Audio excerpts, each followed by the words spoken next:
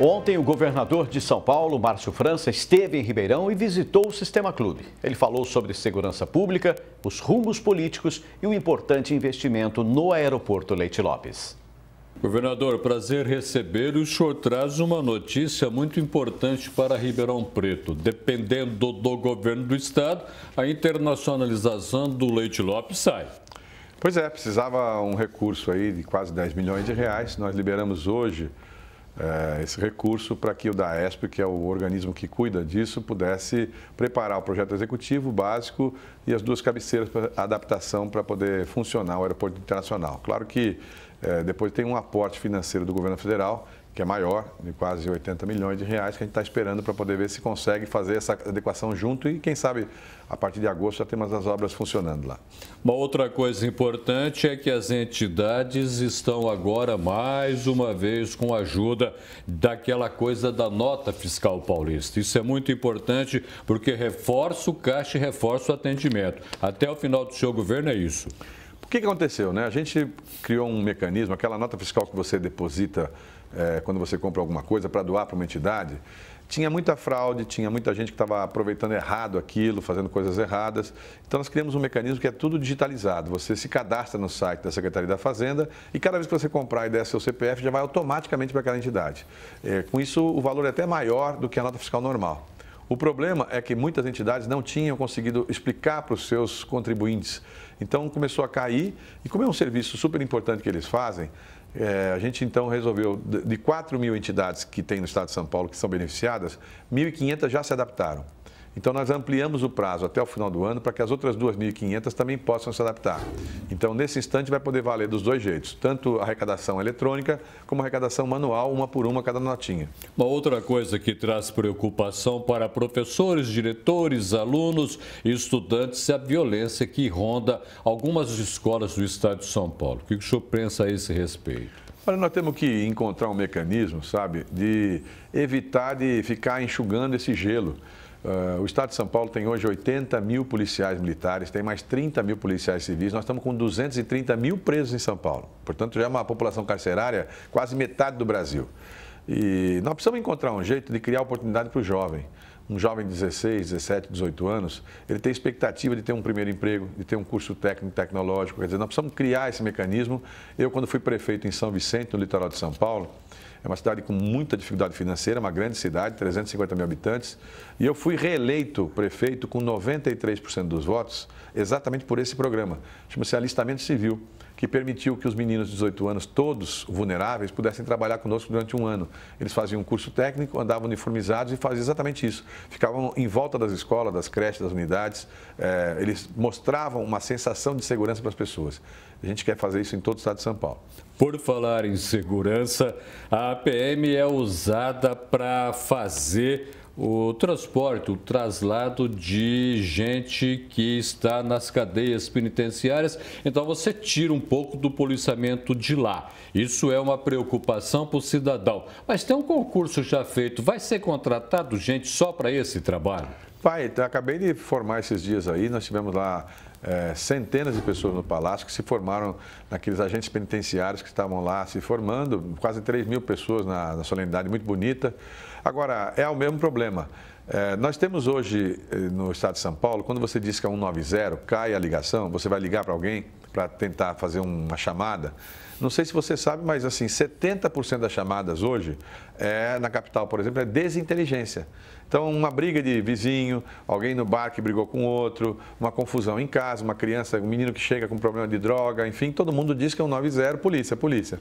O policial, ele se desloca com um carro, 2 policiais armados, enfim, vai lá e tenta contemporizar. Nós precisamos encontrar um outro profissional que, na nossa visão, pode ser esse agente penitenciário, num horário de folga, numa ADG, com aquela possibilidade de você fazer uma outra remuneração para ele, pode ser o agente da Fundação Casa, pode ser conselheiro tutelar, pode ser guarda municipal. Nós queremos remunerar as pessoas para que elas possam suprir e deixar o policial militar para a repressão, para ele fazer a repressão. Ele tem que estar preparado para a grande repressão e, para isso, ele tem que estar atento, ele tem que estar concentrado nesse negócio. Porque se ele atende 7 chamados, que é para amenizar, e 3 chamados, que é para poder fazer a repressão, ele fica numa dúvida o tempo todo no que ele está indo, né?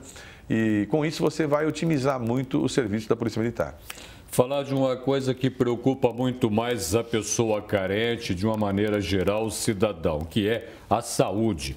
E tem muita gente precisando de medicamento de alto custo para fazer um tratamento que é delicado. E alto custo, nós sabemos que poucas pessoas podem bancar.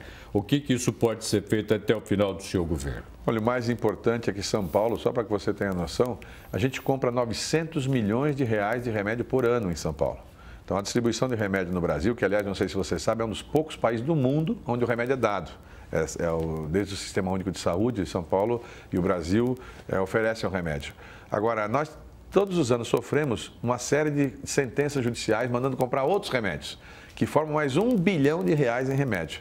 Então, nós estamos com o Poder Judiciário tentando fazer o acordo, que eles evitem de fazer essas sentenças judiciais, porque muitas vezes a gente descobriu algumas quadrilhas que na verdade, forçam a barra para comprar um remédio que às vezes não é necessário e custa remédio de alta complexidade, com preço muito caro, enfim. Você pega 900 milhões de reais, é bastante, mas perto do que é obrigado a comprar através de sentença judicial é menos ainda, né? Então, o Estado de São Paulo tem que comprar, faz parte da nossa política oferecer o remédio de alta complexidade e, eventualmente, se tiver faltando, a gente vai completar. Agora tem corrupção nisso também, não tem? Ah, tem. É uma lástima. A gente, infelizmente, você sabe que todo o Brasil parece que conviveu com isso ao longo dos anos e as pessoas acham que isso é comum. Isso não é comum, isso é errado, não é?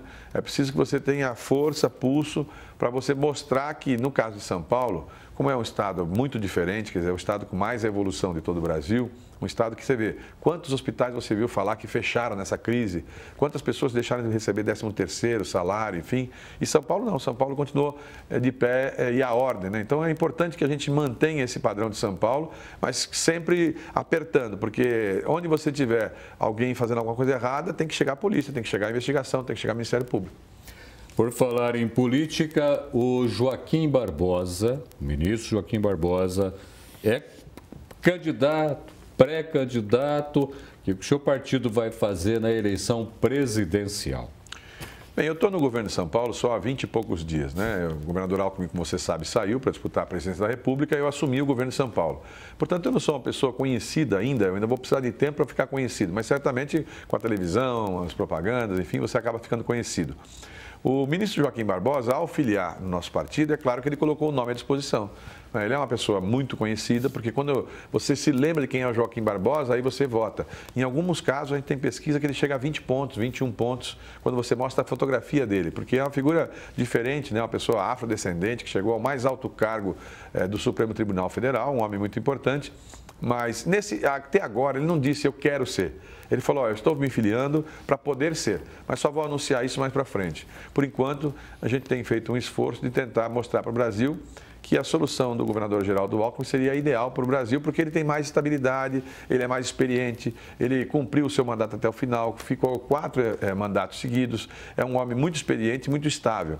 Eu sempre falo uma coisa que vou te repetir. Se você quer saber como é que é uma guerra, pergunta para quem foi para a guerra, ficou até o final da guerra e venceu a guerra. Quem sai no meio do caminho nunca pode ser uma boa pessoa para poder ir para a guerra ou para poder falar de guerra, né? Deixar o senhor numa saia justa agora, me permita até. O senhor é PSB, o senhor é um homem ligado a Geraldo Alckmin, o seu partido pode ter o ministro Joaquim. O senhor fica onde nessa história? Eu vou tentar fazer um esforço para convencer meu partido a que nós apoiemos o Geraldo Alckmin. Eu digo apoiar o Geraldo porque o governador Alckmin, quando ele me convidou para ser vice, ele já sabia que ele ia sair. Então, ele me escolheu para ser o sucessor dele aqui em São Paulo. E me treinou, colocou na Secretaria de Desenvolvimento, quer dizer, enfim, eu tive uma longa trajetória com ele de convivência e serei muito leal a ele e correto com ele, porque eu acho que isso que as pessoas de bem devem ser. Se ele me deu a oportunidade de uma pessoa não conhecida ser governador de São Paulo, é porque ele confia em mim. E eu tenho a obrigação de confiar nele e ser correto com ele. Comigo não vai ter rasteira, não tem facada nas costas, o que é combinado vai ser cumprido. Muitíssimo obrigado pela sua presença no Jornal da Clube. Obrigado, um grande abraço. Obrigado.